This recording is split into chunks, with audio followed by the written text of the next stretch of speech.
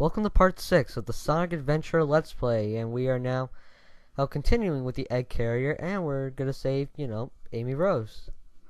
That's because apparently, well, as soon as the next cutscene loads up,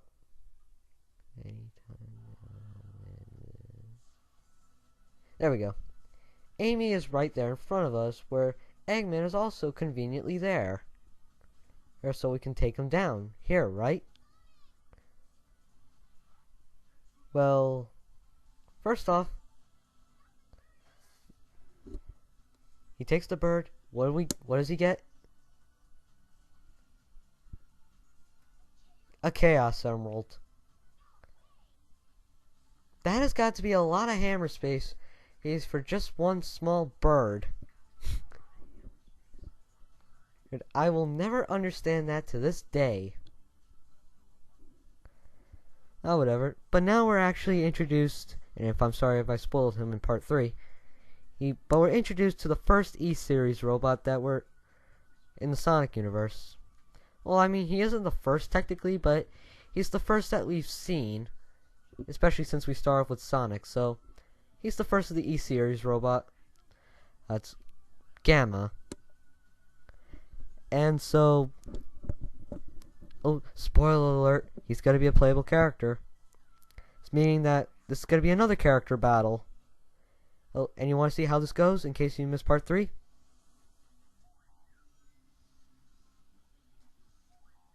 Like that.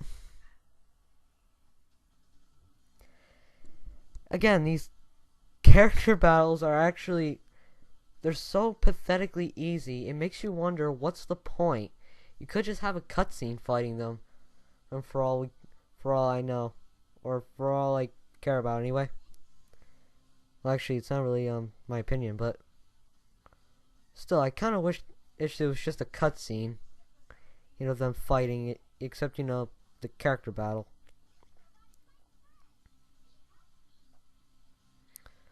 Well, and Amy is defending the robot. Why is she defending the robot? We're gonna find that out in the Amy playthrough. Oh, and however, for some reason, the egg carrier starts losing altitude. Logic.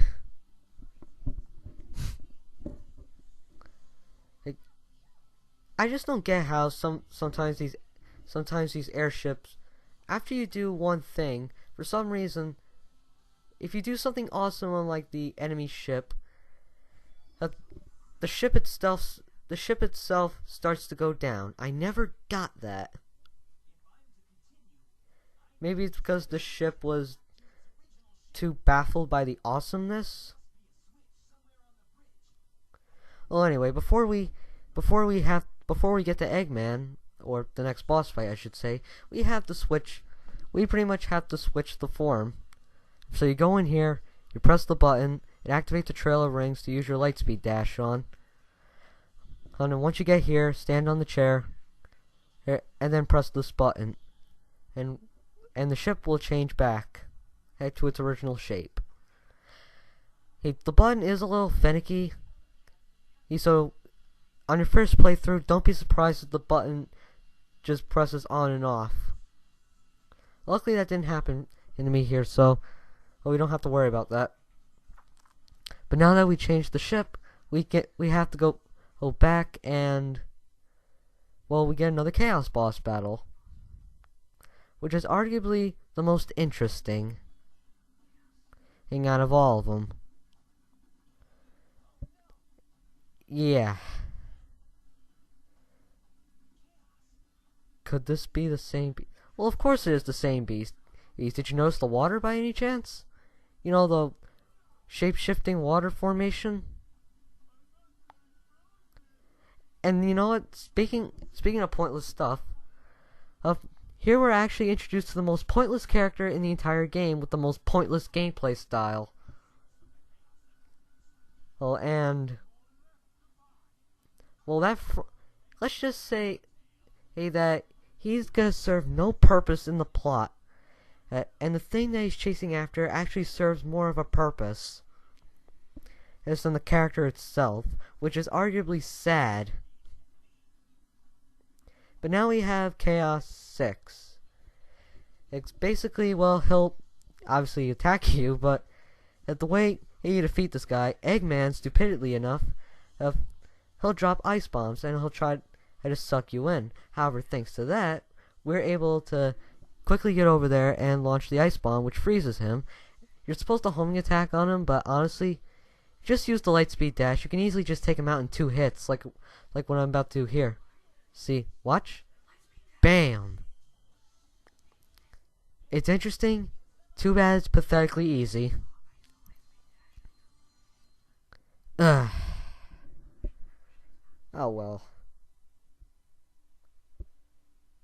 And that's pretty much, we're pretty much done on the egg carrier. All we have is this cutscene. Oh yeah, that's another line that you should get used to. No way, I can't believe this. I'm serious, that's how he says it. And also, oh, that line from earlier, he also says, he says it like this: get a load of this. But Sonic then chases down the egg he pretty much chases down Eggman. And we jump off the egg carrier, and as soon as the cutscene loads, we get another cutscene, and there we go. Well, even though Sonic fell flat on his face from 15,000 feet, he's able to survive. Don't worry. It's not as baffling as it was in Sonic Advance 2, where when Sonic was falling from the sky, he saved Vanilla Rabbit. He grabbed your hand, and Sonic lands perfectly fine on his feet. Further proof that Sonic can ignore gravity at will. Oh, and that's something. And by the way, I do mean that when he can ignore gravity at will, because that's going to be one of his unintentional trademark abilities, meaning to ignore gravity at will. But now we're heading into the next stage, which shows us what is that ball of light about? Who is Chaos? Why does this story exist to begin with? Well, in this level, Lost World, this is going to explain, well, at least a small bit. Lost World, well, obviously doesn't have any dinosaurs, which I don't blame him. I wouldn't want to get copied. I wouldn't want to get,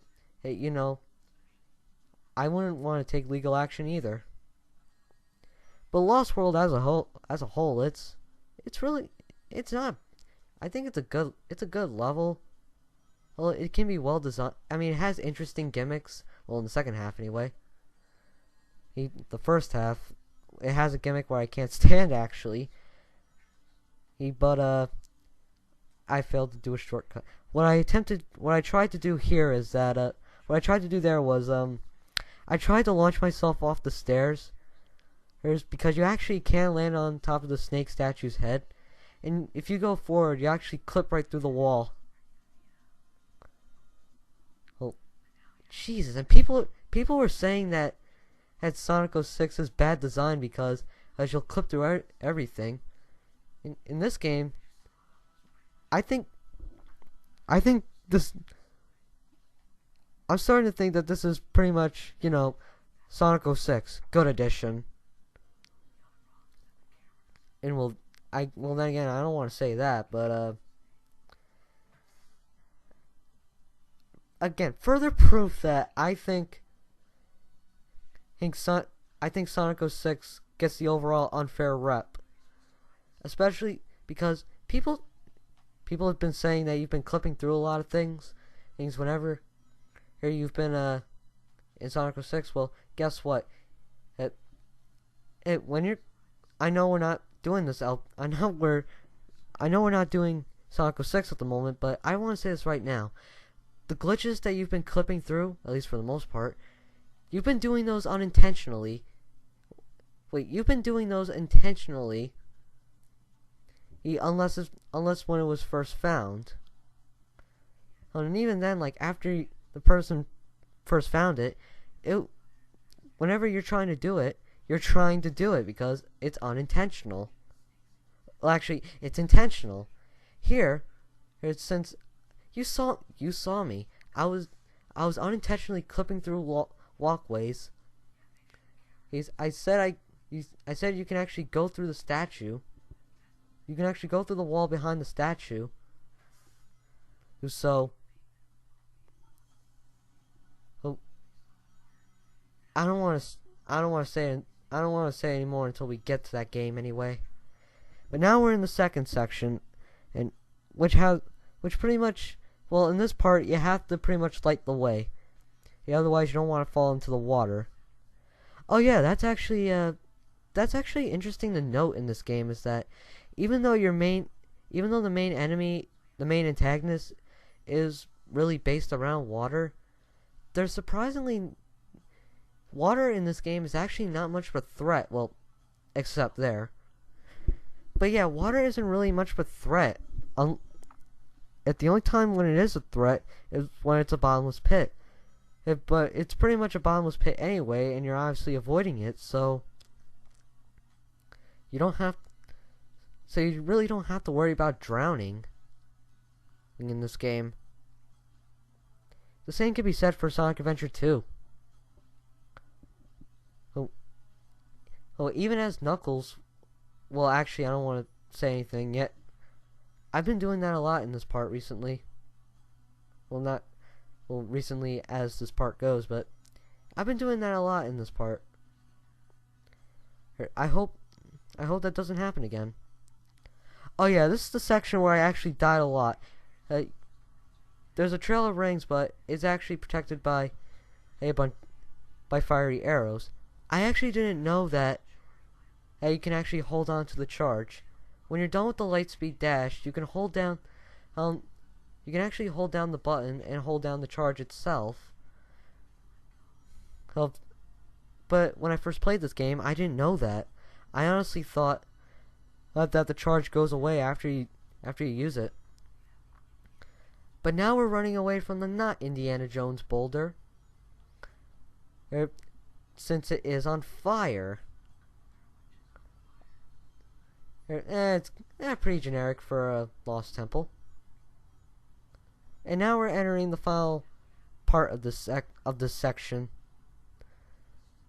And the gimmick here is gravity. Press these switches to move these tiles. And once you hit it enough times, you can actually walk on these. You can only walk on those when it's glowing. And so, yeah, you can actually use this. You can actually launch yourself with the spin dash and skip this area entirely. Too bad I forgot most of the shortcuts. Also, there's some areas where I fall. Well, but it may not look I'm not trying and to do anything, but I'm actually trying, because the jump button doesn't work in some of these sections. And this is me trying to do, and that was pretty much me trying to attempt doing the shortcut, but I actually forgot how to use how to do the shortcuts in this stage. We actually spend the longest time here. And thanks to the lovely camera, I cannot see the placement of these tiles, so I have to go this way. And there's also another switch here. And yeah, you see, I'm trying to find, I'm actually trying to find the shortcut. Not really. You see, I fell there, but I was pressing the X button. What happened? And so I launched myself here, and well, somehow I actually managed to do the shortcut. Sorry if I didn't show it off, but As you saw, if you do it right, then well, you can actually you can skip this section entirely. And then we have this pointless section, and the reason why it's pointless, it's because the level just ends there. So this is where the cutscene takes place. And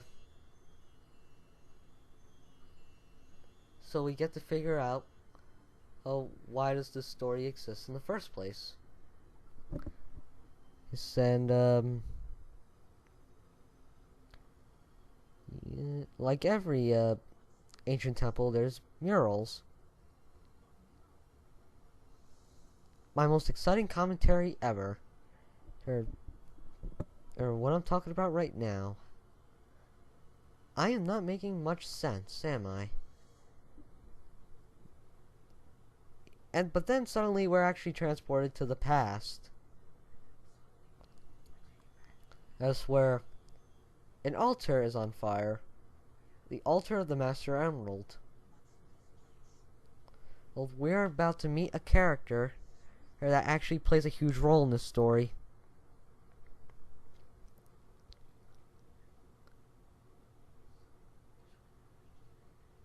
And there's really not much to do in this section gameplay wise. You can just run straight forward, no achievements if you're playing the HD version, so you're not really missing much.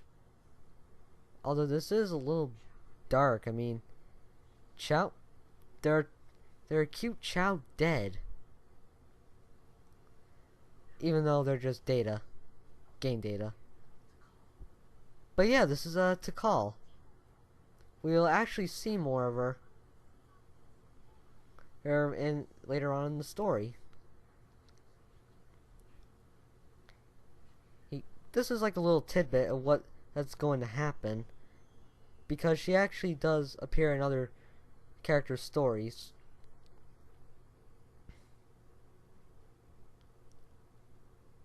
And yeah, that's pretty much it. That's Lost World for you. We are transported back outside. And then Eggman flies. He's over Sonic, heading back to his base. But we are going to get him good in part 7, because the next time in Sonic Adventure, we are going to complete Sonic's story. So I'm Gaming584. You guys have